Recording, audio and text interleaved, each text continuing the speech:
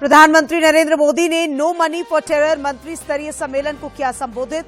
आतंकवाद समर्थक देशों पर जुर्माना लगाने का किया आह्वान। मुख्यमंत्री से ईडी की कल हुई पूछताछ के बाद आज यूपीए के विधायकों की हुई बैठक। झामुमो कार्यकर्ताओं ने आज भी सड़कों पर किया प्रदर्शन। राज्यपाल ने जमशेदपुर में mother and children care unit का किया उद्घाटन। कहा, जनजातीय समाज में स्वास्थ्य के प्रति जागरूकता की कमी, इस तरह के यूनिट से होगा फायदा। और झारखंड हाईकोर्ट ने रिम्स प्रबंधन को एक बार फिर लगाई फटकार। कार्यशैली में सुधार लाने का निर्देश, नियुक्तियों की होगी जांच।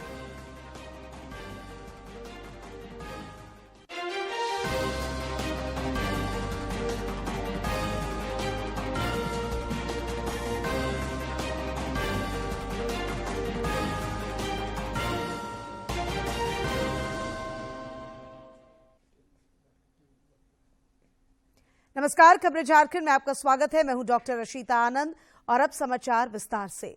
प्रधानमंत्री नरेंद्र मोदी ने जोर देकर कहा है कि दुनिया को सभी प्रकार के आतंकवाद को गुप्त रूप से या खुले समर्थन के खिलाफ एकजुट होने की जरूरत है, क्योंकि कुछ देश अपनी विदेश नीति के तहत आतंकवाद का समर्थन करते हैं। नई दिल्ली में आज आतंकियों को धन की आपूर्ति पर रोक लगाने संबंधी तीसरे मंत्री स्तरीय सम्मेलन नो मनी फॉर टेरर को संबोधित करते हुए श्री मोदी ने आतंकवाद समर्थक देशों पर जुर्माना लगाने का आह्वान किया। One source is state support. Certain countries support terrorism as part of their foreign policy. They offer political, ideological, and financial support to them. International organizations must not think that the absence of war means peace. Proxy wars are also dangerous and violent. There must be a cost imposed upon countries that support terrorism. Organizations and individuals that try to create sympathy for terrorists must also be isolated. There can be no ifs and buts entertained in such matters. The world needs to unite against all kinds of overt and covert backing of terror. Varanasi में कल काशी तमिल संगमम शुरू हुआ। प्रधानमंत्री नरेंद्र मोदी कल इस समागम का औपचारिक उद्घाटन करेंगे। महीने भर चलने वाले इस आयोजन के दौरान तमिलनाडु से 12 विभिन्न श्रेणियों के प्रतिनिधि काशी आएंगे और अपने समकक्षों के साथ विचार विमर्श करेंगे। ये विचार को प्रोत्साहित करना सरकार के प्रमुख फोकस क्षेत्रों में से एक रहा है। इस विजन को प्रतिबिंबित करने वाली एक अन्य पहल में काशी में 1 महीने तक चलने वाले कार्यक्रम काशी तमिल संगमम का आयोजन किया जा रहा है और इसका उद्घाटन 19 नवंबर को प्रधानमंत्री द्वारा किया जाएगा। काशी तमिल संगमम के लिए प्रतिनिधियों का पहला समूह रामेश्वरम से ट्रेन से गुरुवार दोपहर में चेन्नई पहुंचा, जिसको केंद्रीय सूचना और प्रसारण राज्य मंत्री डॉक्टर एल मुरुगन की उपस्थिति में ट्रेन से बनारस के लिए रवाना किया गया। तमाम छात्र कहते हैं कि वो प्रधानमंत्री नरेंद्र मोदी का बेहद शुक्रगुजार रहे, शुक्रिया अदा करना चाहते हैं, क्योंकि उन्होंने ये एक रास्ता खोला, एक ब्रिज, एक सेतु बनाया तमिलनाडु से सीधे काशी तक। वाराणसी में काशी तमिल संगमम में हिस्सा लेने वाले तमिल लोगों में खासा उत्साह देखा जा रहा है। इसमें नॉर्थ और साउथ दोनों के बीच में कुछ डाइवर्सिटी है ना, उसको ब्रिज करने के लिए एक कोशिश हो रही है। बहुत अच्छा मौका है और अपॉर्चुनिटी है। जैसे हम जैसे young students we get the opportunity to meet academicians. हम बहुत सारे लोगों से मिलजुल के बातें करके उनसे उनका एक्सपीरियंस, एडवाइस बहुत सारे अच्छा एक्सपीरियंस मिल रहा है इससे। काशी कल्चर और तमिल कल्चर में कितना सिमिलैरिटीज है, यहाँ पे और भी लोग हैं जिनके साथ मैं बातें करता रहता हूँ और I am getting to know a lot more and this is being a very holistic experience for me. Tamil Nadu और काशी। मुख्यमंत्री हेमंत सोरेन से कल ईडी की हुई पूछताछ के बाद आज उनके आवास पर यूपीए के विधायकों की बैठक हुई, जिसमें कई मुद्दों पर चर्चा हुई। यूपीए के घटक दलों के विधायकों ने सरकार के प्रति एकजुटता प्रदर्शित की। मुख्यमंत्री ने विधायकों को क्षेत्र में जानने और जनहित से जुड़े अधूरे कार्यों को पूरा करने की सलाह दी।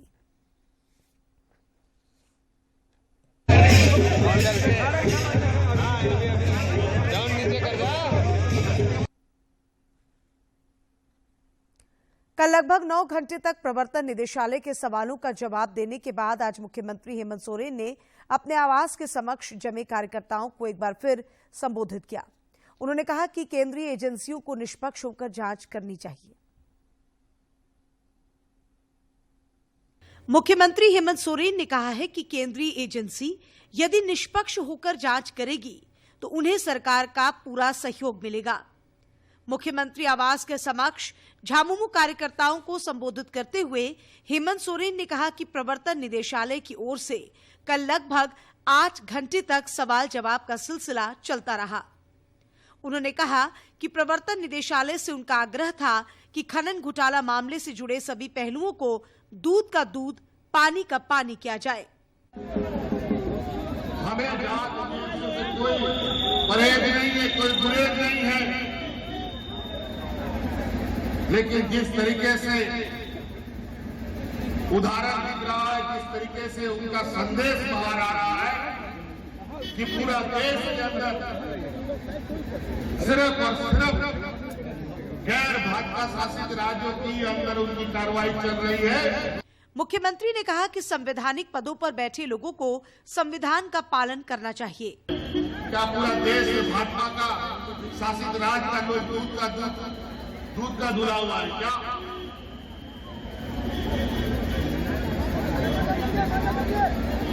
अगर आपको संवैधानिक पद पे बैठाया गया है तो संवैधानिक पदों का निर्वहन करें, हमें कोई बुराई नहीं।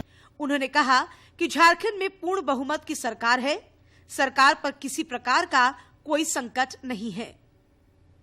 रांची से कर्मवीर की रिपोर्ट। राज्यसभा सांसद महुआ माझी ने कहा कि कल हुई पूछताछ में मुख्यमंत्री हेमंत सोरेन ने प्रवर्तन निदेशालय को पूरा सहयोग किया है।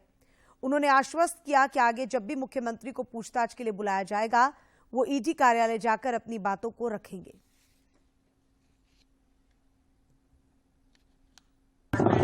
देखिए, इस देश में इस तरह की घटनाएं भाजपा के कार्यकाल में ही हो रही है। सचमुच ही कभी भी किसी सिटिंग माननीय मुख्यमंत्री को इस तरह से ईडी के दफ्तर में नहीं बुलाया गया था।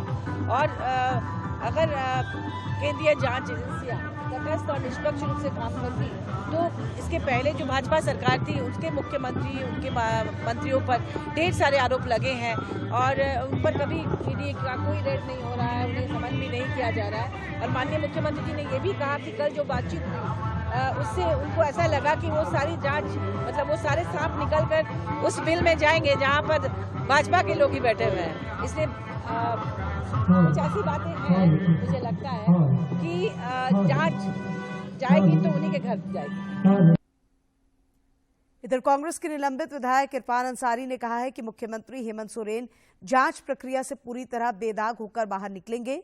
मुख्यमंत्री आवास के बाहर पत्रकारों से बातचीत में उन्होंने कहा कि सरकार पर किसी प्रकार का कोई संकट नहीं है। झारखंड में पूर्ण बहुमत की सरकार चल रही है। पूर्ण बहुमत दिया है हमें, और उसके बाद भी अगर विपक्ष इस तरह का लालचा लगाता है, बाहर जाना चाहिए विपक्ष। ठीक। प्रवर्तन निदेशालय द्वारा खनन मामले में मुख्यमंत्री हेमंत सोरेन से पूछताछ की खबर पाकर राज्य भर से झारखंड मुक्ति मोर्चा के कार्यकर्ता रांची के मोराबादी मैदान और कांके स्थित मुख्यमंत्री आवास के समक्ष एकत्र हो गए हैं। पिछले 2 दिनों से राज्य के अलग अलग जिलों से आए कार्यकर्ता पार्टी का झंडा, बैनर और ढोल नगाड़े लेकर जमे हुए हैं। एक और कार्यकर्ता जहां मुख्यमंत्री के प्रति आस्था प्रकट कर रहे हैं, वहीं दूसरी ओर कांके मार्ग पूरी तरह से जाम रह रहा है। हजारों की संख्या में कार्यकर्ताओं के सड़क पर मौजूद रहने के कारण बड़े और छोटे वाहनों की आवाजाही प्रभावित हो रही है। लोगों को आने जाने में कई तरह की परेशानियों का सामना करना पड़ रहा है। उधर पूर्व मुख्यमंत्री सह भाजपा विधायक दल के नेता बाबूलाल मरांडी ने कहा है कि ईडी की पूछताछ से मुख्यमंत्री हेमंत सोरेन की याददाश्त कमजोर हो गई है।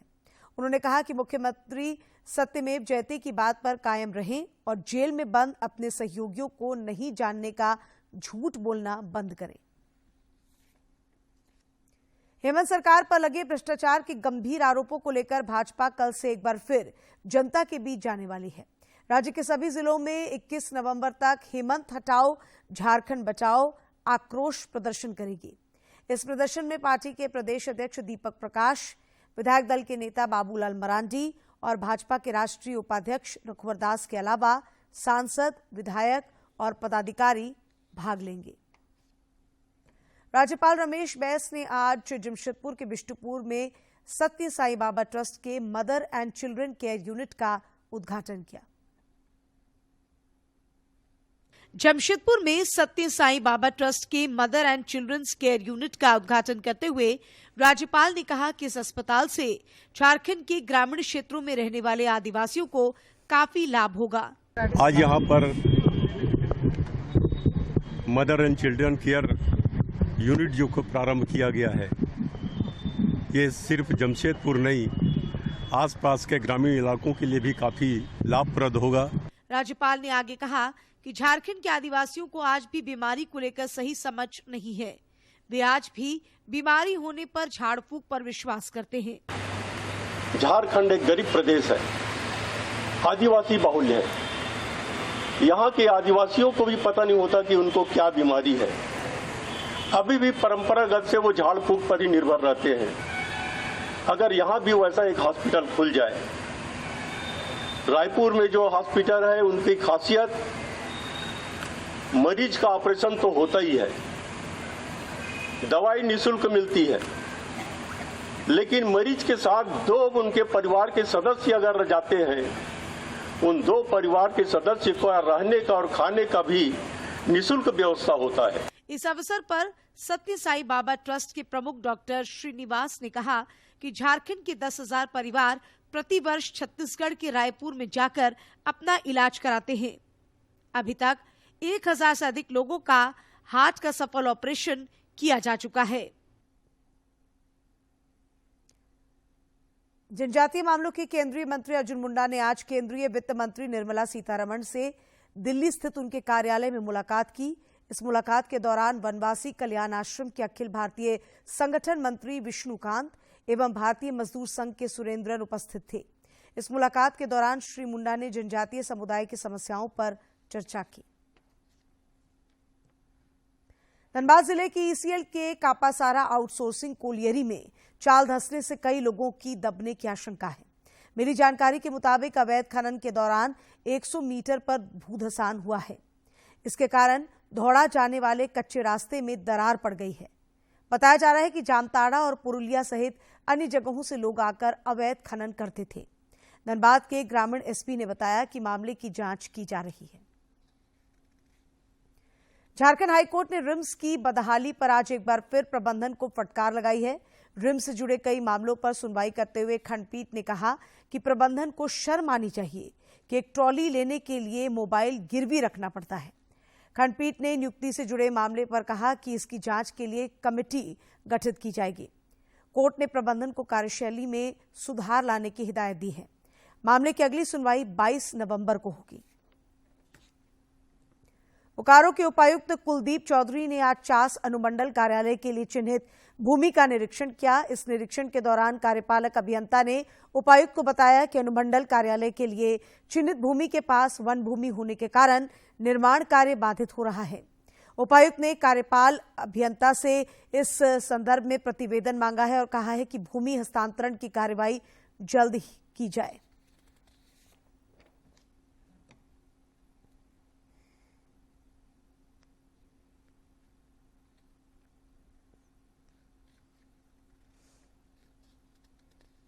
बोकारो जिले के बेरमो प्रखंड के फुसरो स्थित वाणिज्य कर विभाग के कंप्यूटर ऑपरेटर को एसीबी की टीम ने 3,000 रुपए घूस लेते गिरफ्तार किया है।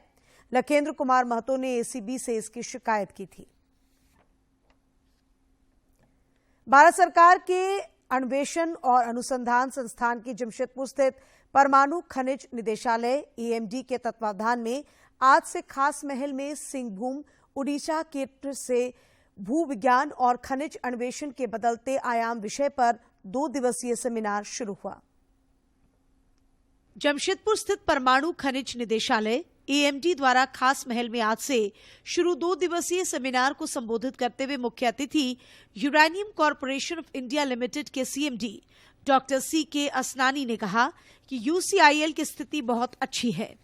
पिछले 5 वर्षों से हमें एक्सीलेंस अवार्ड मिल रहा है। हमारे कंपनी का परफॉर्मेंस देके हमको रेटिंग देती है लगातार पिछले 5 साल से इट इज एक्सीलेंट। EMD के निदेशक डॉक्टर DK सिन्हा ने कहा कि प्रधानमंत्री ने 2070 तक क्लीन एवं ग्रीन एनर्जी की बात कही है। इसके लिए हम कोयला से ऊर्जा उत्पादन के बजाय न्यूक्लियर एनर्जी पर ध्यान दे रहे हैं। न्यूक्लियर फ्यूल, यूरेनियम और थोरियम जैसे खनिज पदार्थ झारखंड में मिलते हैं। प्रधानमंत्री जी ने कहा है कि 2070 में हमें जीरो एमिशन होना चाहिए। जीरो एमिशन के लिए क्या होना चाहिए? अच्छी क्लीन और ग्रीन एनर्जी चाहिए। और अभी COP27 भी हुआ है जिसमें कि हमारे माननीय मंत्री महोदय यादव जी ने ये इसको अश्योर किया है कि हम लोग कोशिश करेंगे। EMD के क्षेत्रीय निदेशक डॉक्टर कल्याण चक्रवर्ती ने बताया कि इस सम्मेलन में मुख्य रूप से रांची विश्वविद्यालय और कोलकाता एकेडमी के साथ टाई अप कर ये सेमिनार किया जा रहा है। और हम लोगों का रिसेंटली कुछ एकेडमिक इंस्टीट्यूशन के साथ MOU साइन हुआ है। उसके तहत उन लोगों के साथ हम लोगों का कोलैबोरेटिव रिसर्च का जो वातावरण है वो अच्छे से डेवलप हुआ है। उसी के चलते आज के दिन में हम लोग एक नए academic as well as professional का एक सीमलेस एक ब्रिज हम लोग एस्टैब्लिश करने की कोशिश करेंगे।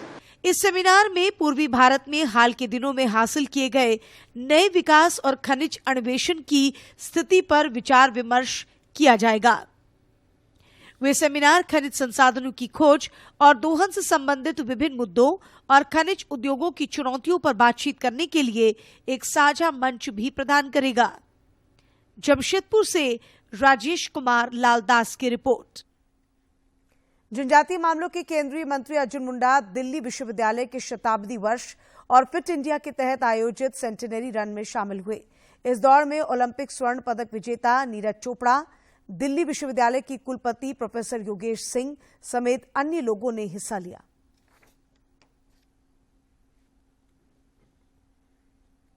वरना आप अपना नुकसान कर लेंगे अगर आपको चोट लग गई तो। हम किसी भी तरह से करोड़गंज college, Hansraj college, Canara bank से होता हुआ जय हो, जय हो।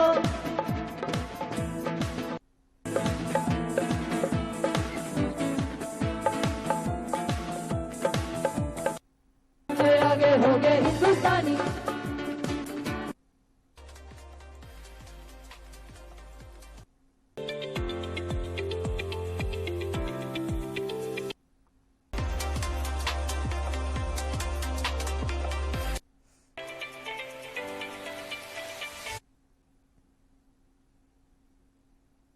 प्रधानमंत्री नरेंद्र मोदी 27 नवंबर को आकाशवाणी पर मन की बात कार्यक्रम के जरिए देश विदेश के लोगों के साथ अपने विचार साझा करेंगे। श्री मोदी ने इसके लिए लोगों के सुझाव मांगे हैं। मन की बात है जन जन की, संघर्षों के कुछ किस्से, कहानी कुछ सफलताओं की, अनकही विरासत की, उम्मीदें नए भारत की। महीने के आखिरी रविवार का रहता है इंतजार। मलयाचल के आंचल से विंध्याचल के आंगन तक, ब्रह्मपुत्र के घाट से हिमालय के विस्तार तक होती है मन की बात प्रधानमंत्री के साथ। तो सुनिए इस महीने 27 नवंबर सुबह 11 बजे मन की बात, आकाशवाणी और दूरदर्शन के सभी चैनलों पर। मन की बात के प्रादेशिक भाषाओं में अनुवाद का पुनः प्रसारण आप सुन सकते हैं रात 8 बजे आकाशवाणी और दूरदर्शन के सभी प्रादेशिक चैनलों पर। तो सुनिए इस महीने 27 नवंबर सुबह 11 बजे मन की बात। और अब बात मौसम की। हिमालय से चलने वाली ठंडी हवाएं झारखंड के उत्तर पश्चिम से प्रवेश करने के कारण रांची सहित पूरे राज्य में जोरदार ठंड पड़ने के आसार हैं। राज्य भर में कल से न्यूनतम तापमान में 3 से 4 डिग्री सेल्सियस गिरावट आने की संभावना है। रांची स्थित मौसम केंद्र के अनुसार सवेरे में हल्का कोहरा छाया रह सकता है, जबकि दिन में मौसम साफ रहेगा। मौसम वैज्ञानिक अभिषेक आनंद ने बताया कि मेदिनीनगर, लातेहार और गढ़वा जिलों में कल के बाद से शीतलहर भी चलने की संभावना है। और अब एक नजर डालते हैं प्रमुख शहरों के आज के तापमान पर। राजधानी रांची का अधिकतम तापमान 25.8 और न्यूनतम 14.2 डिग्री सेल्सियस रिकॉर्ड किया गया। जमशेदपुर का अधिकतम तापमान 29.2 और न्यूनतम 16.4 तथा डाल्टनगंज का अधिकतम तापमान 29.4 और न्यूनतम तापमान 11.3 डिग्री सेल्सियस रिकॉर्ड किया गया। और अब देखते हैं क्यों खास है इतिहास में आज का दिन। 18 नवंबर साल 1727 को पिंक सिटी के नाम से मशहूर राजस्थान के जयपुर शहर की स्थापना हुई। जयपुर शहर को 6 गांवों से मिलाकर बसाया गया। इसकी नींव कछवाहा शासक सवाई जयसिंह के द्वारा रखी गई। शानदार महलों वाले इस शहर को बनाते समय इसमें प्रवेश के लिए 7 द्वार बनाए गए, जो सूर्य के रथ के 7 घोड़ों के प्रतीक हैं। हवा महल, नाहरगढ़, जयगढ़, जल महल और आमेर का किला जैसे भव्य किले इसकी शोभा में 4 चांद लगाते हैं। 18 नवंबर साल 2013 को अमेरिकी स्पेस एजेंसी नासा ने मावेन यानी Mars atmosphere and volatile evolution नामक यान को मंगल ग्रह पर भेजा। मावेन का निर्माण मंगल ग्रह के परिवेश का अध्ययन करने के लिए किया गया। इस यान का लक्ष्य था मंगल के वायुमंडल और जल का पता लगाना, जिसके बारे में खगोलविदों का मानना था कि वहां पहले कुछ हुआ करता था जो समय के साथ विलुप्त हो गया। मावेन को फ्लोरिडा के केप कैनावरल वायु स्टेशन से एटलस रॉकेट द्वारा लॉन्च किया गया। केंद्रीय पेट्रोलियम मंत्री धर्मेंद्र प्रधान ने आज काशी में महाकवि सुब्रमण्यम भारती के 96 वर्षीय भांजे केबी कृष्णन और उनके परिवार के सदस्यों से मुलाकात की। संगमम की कल्पना बहुत पहले करते हैं, जैसे हमारे प्रधानमंत्री इसको सुब्रमण्यम भारती जी ने 100 साल पहले कल्पना किया, उसको आज मोदी जी दोबारा कर रहे हैं। इसमें उन्होंने उसी समय बोल दिया था, गंगे नदी पुरत गोधुமை பண்டம் காவேரி வெற்றிலைக்கு மாறு கொள்ளுவோம் சிங்க மராட்டியடம் கவிதை கொண்டு சேரத்து வெந்தங்கள் பறிச்செடுப்போம்। काशी के नॉर्थ इंडिया के गेहूं। और अब कुछ खबरें राज्य के विभिन्न जिलों से।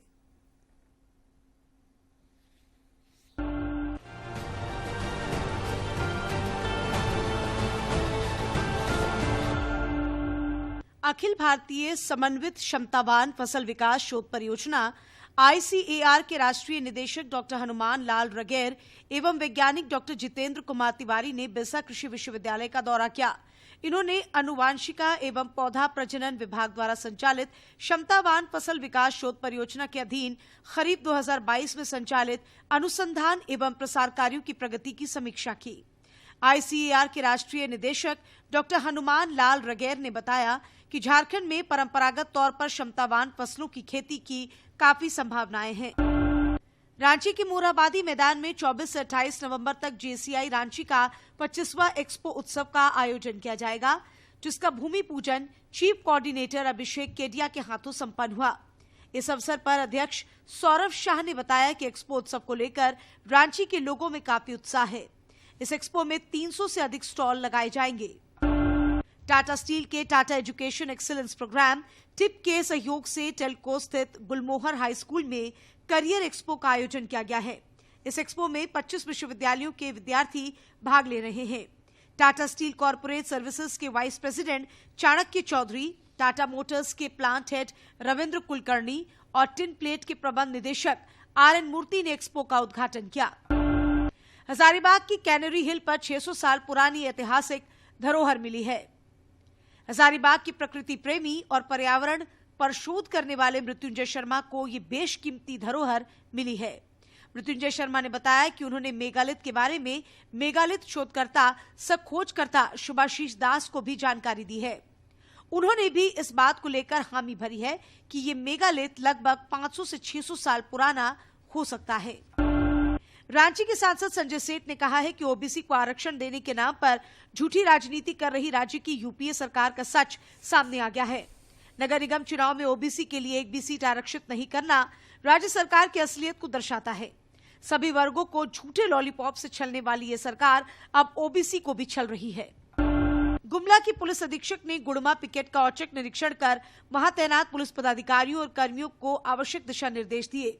इस दौरान उन्होंने वहां की विधि व्यवस्था की जानकारी भी ली। राजधानी रांची के रिंग रोड में हुसीर के पास स्टोन चिप्स लेकर जा रहा टर्बो ट्रक अनियंत्रित होकर पलट गया। इस घटना में ड्राइवर और खलासी की मौके पर ही मौत होने की खबर है। एनसीपी के विधायक कमलेश सिंह ने हाईकोर्ट से पासपोर्ट रिलीज करने की गुहार लगाई है। मनी लॉन्ड्रिंग के आरोपी विधायक कमलेश सिंह को थाईलैंड जाना है, जिसके लिए उन्हें पासपोर्ट की जरूरत पड़ेगी। जानकारी के मुताबिक विधायक अपने पोते का जन्मदिन मनाने के लिए थाईलैंड जाना चाह रहे हैं।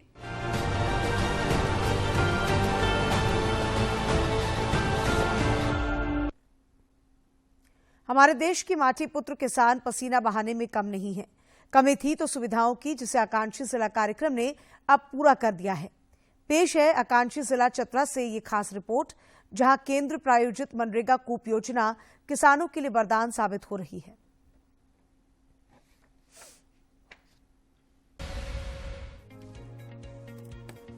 झारखंड के चतरा जिला को आकांक्षी जिला घोषित किए जाने के बाद कृषि के क्षेत्र में आमूल परिवर्तन देखा जा रहा है। केंद्र प्रायोजित मनरेगा कूप योजना किसानों के लिए यहां वरदान साबित हो रही है। इन कूपों से पटवन की सुविधा मिलने से यहां के किसान अपने अपने परिवार के लिए टमाटर की खेती के रूप में सोना पैदा कर रहे हैं। कम मेहनत में अच्छा मुनाफा देने वाली टमाटर की फसल की चतरा के ग्रामीण क्षेत्र में अच्छी पैदावार होती है। किसान इस फसल की खेती 12 महीने करते हैं। चतरा जिला पहले अफीम की पैदावार के कारण बदनाम था, लेकिन टमाटर से होने वाली आमदनी की लालिमा ने उसे फीका कर दिया है। चतरा का टमाटर बिहार, बंगाल, उड़ीसा व छत्तीसगढ़ के अलावा पड़ोसी देश बांग्लादेश तक में एक्सपोर्ट होता है। कई किसानों को तो टमाटर बाहर भेजने की जरूरत भी महसूस नहीं होती। व्यापारी खेतों में आकर ही खरीद ले जाते हैं, जिससे उन्हें प्रति वर्ष 2.5 से 3 लाख रुपए का मुनाफा होता है। टमाटर की खेती से कई बेरोजगार मजदूरों को भी रोजगार मिल रहा है। मैं टमाटर का उत्पादन करता हूं और इसको एक्सपोर्ट भी करता हूं। यूपी का जिला में भेजते हैं, बांग्लादेश, मुर्शिदाबाद वगैरह तक हम भेजते हैं अपना टमाटर। और यह टमाटर से इस एरिया का लेबर खास करके बहुत ज्यादा में जीता है। मेन लेबर को फायदा है। एक किसान हैं और खेतीबाड़ी पर ही आश्रित हैं। हम लोग का मुख्य फसल टमाटर और धान है, और टमाटर से बहुत अच्छा इनकम हो जाता है, जिससे हमारा घर का गुजारा चलता है। बच्चे को बाहर में पढ़ाते लिखाते हैं, हर तरह का सुख सुविधा जो भी घर का है सारा खर्चा टमाटर से चला लेते हैं। इस बार टमाटर का खेती बहुत हुआ है, हम लोग का रोजगार मिला है। ये रोजगार से हम लोग का घर परिवार सबको चल रहा है। इधर चतरा जिले के कृषि पदाधिकारी का मानना है कि आकांक्षी जिला होने के बाद से यहाँ के किसानों में कृषि के प्रति जागरूक।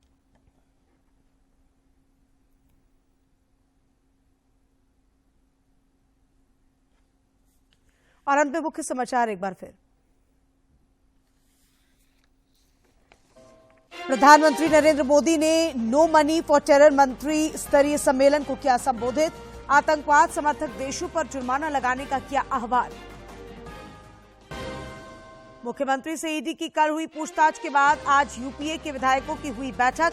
झामुमो कार्यकर्ताओं ने आज भी सड़कों पर किया प्रदर्शन। राज्यपाल ने जमशेदपुर में mother and children care unit का किया उद्घाटन। कहा, जनजातीय समाज में स्वास्थ्य के प्रति जागरूकता की कमी, इस तरह के यूनिट से होगा फायदा।